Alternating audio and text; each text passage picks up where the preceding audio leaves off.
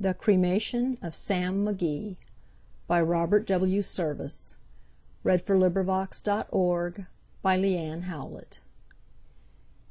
There are strange things done in the midnight sun by the men who moil for gold. The Arctic trails have their secret tales that would make your blood run cold. The Northern Lights have seen queer sights, but the queerest they ever did see was that night on the marge of Lake Lebarge I cremated Sam McGee. Now Sam McGee was from Tennessee, where the cotton blooms and blows. Why he left his home in the South to roam round the pole, God only knows. He was always cold, but the land of gold seemed to hold him like a spell, though he'd often say in his homely way that he'd sooner live in hell. On a Christmas day we were mushing our way over the Dawson Trail. Talk of your cold! Through the parka's fold it stabbed like a driven nail. If our eyes we'd close, then the lashes froze till sometimes we couldn't see. It wasn't much fun, but the only one to whimper was Sam McGee. And that very night, as we lay packed tight in our robes beneath the snow, and the dogs were fed and the stars o'erhead were dancing heel and toe, he turned to me, and, "Cap," says he, "I'll cash in this trip, I guess. And if I do, I'm asking that you won't refuse my last request." Well, he seemed so low that I couldn't say no. Then he says with a sort of moan, "It's the cursed cold, and it's got right hold till I'm chilled clean through to the bone. Yet 'tain't being dead, it's my awful dread of the icy grave that pains. So I want you to swear that, foul or fair, you'll cremate my last remains." A pal's last need's a thing to heed, so I swore I would not fail. And we started on at the streak of dawn, but God, he looked ghastly pale. He crouched on the sleigh, and he raved all day of his home in Tennessee. And before nightfall a corpse was all that was left of Sam McGee. There wasn't a breath in that land of death, and I hurried, horror-driven, with a corpse half hid that I couldn't get rid, because of a promise given. It was lashed to the sleigh, and it seemed to say, "You may tax your brawn and brains, but you promised true, and it's up to you to cremate those last remains." Now a promise made is a debt unpaid, and the trail has its own stern code.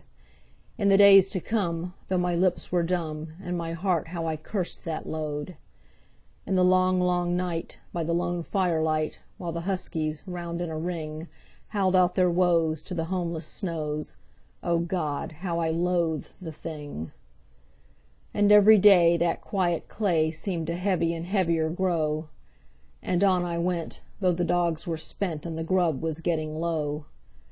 The trail was bad, and I felt half mad, but I swore I would not give in. And I'd often sing to the hateful thing, and it hearkened with a grin.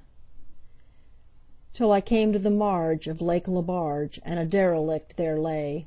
It was jammed in the ice, but I saw in a trice it was called the Alice May. And I looked at it, and I thought a bit, and I looked at my frozen chum. Then, "Here," said I, with a sudden cry, "is my crematorium." Some planks I tore from the cabin floor, and I lit the boiler fire. Some coal I found that was lying around, and I heaped the fuel higher.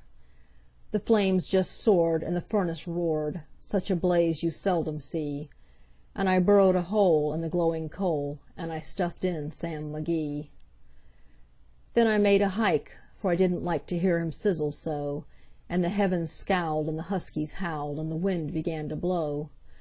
It was icy cold, but the hot sweat rolled down my cheeks, and I don't know why, and the greasy smoke in an inky cloak went streaking down the sky. I do not know how long in the snow I wrestled with grisly fear, but the stars came out and they danced about ere again I ventured near. I was sick with dread, but I bravely said, "I'll just take a peep inside. I guess he's cooked, and it's time I looked." Then the door I opened wide. And there sat Sam, looking cool and calm in the heart of the furnace roar. And he wore a smile you could see a mile, and he said, "Please close that door. It's fine in here, but I greatly fear you'll let in the cold and storm. Since I left Plumtree, down in Tennessee, it's the first time I've been warm." There are strange things done in the midnight sun by the men who moil for gold. The Arctic trails have their secret tales that would make your blood run cold. The Northern Lights have seen queer sights, but the queerest they ever did see was that night on the marge of Lake Lebarge I cremated Sam McGee. End of poem. This recording is in the public domain.